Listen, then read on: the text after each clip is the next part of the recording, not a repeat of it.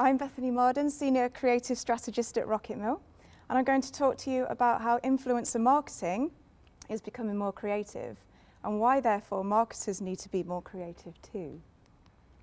So far, marketers have considered people with a large following an influencer, equating influence to reach.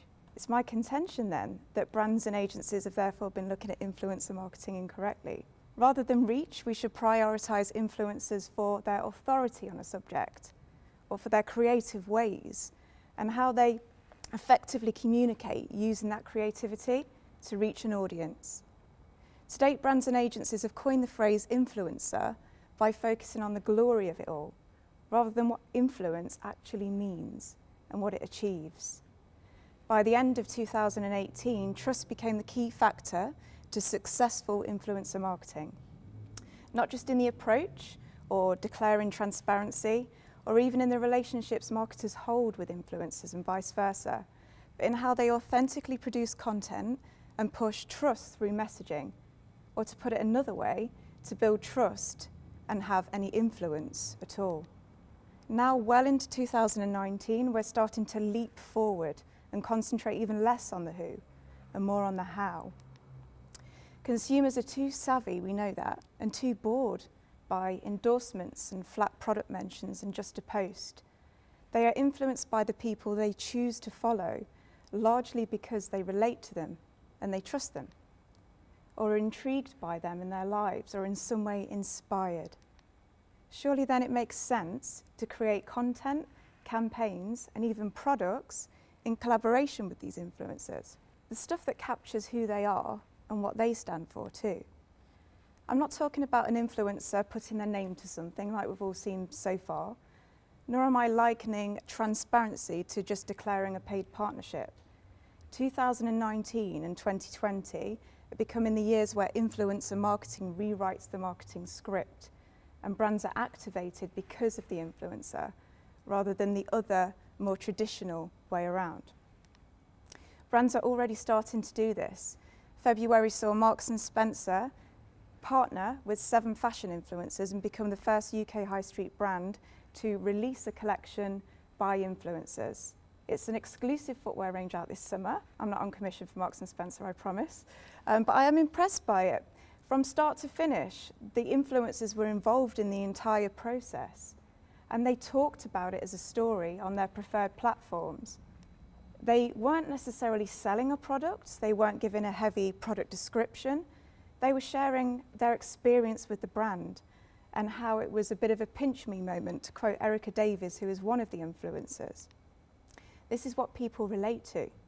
There was no sell, no product description, sometimes not even a price, just a story and passion and heart. This is what provides people-first connection. This is what starts and carries conversation. This is what carries influence. Before this, M&S were one of the leading brands to make a digital-first shopping experience too, by allowing people to buy via Instagram shoppable posts and allowing people to preview collections by category by video. Beauty startup Glossier owe much of their rapid growth to regular women who already use the brand.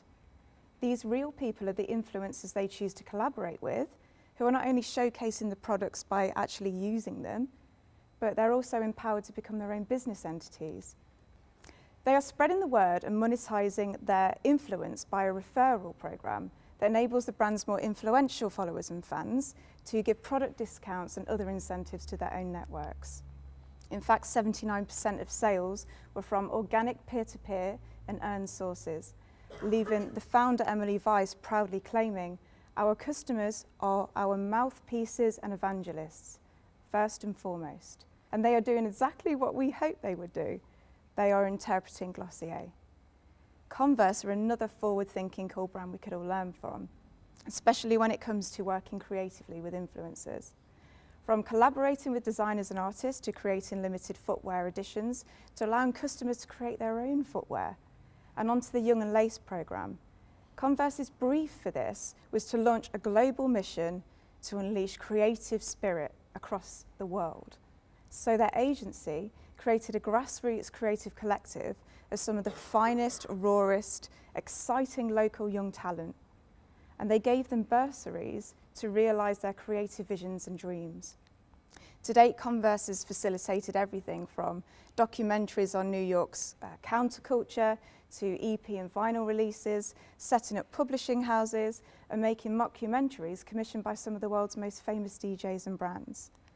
Now, Converse has a collective of creative, credible talent and brand fans that have grown with them, who are unleashing creativity across the globe and spreading the Converse message loud and clear. These guys were brilliant, but they were ordinary. They had less than 800 followers each. But the point wasn't reach, it was depth, and a campaign that gave back to the very community that it was made up of.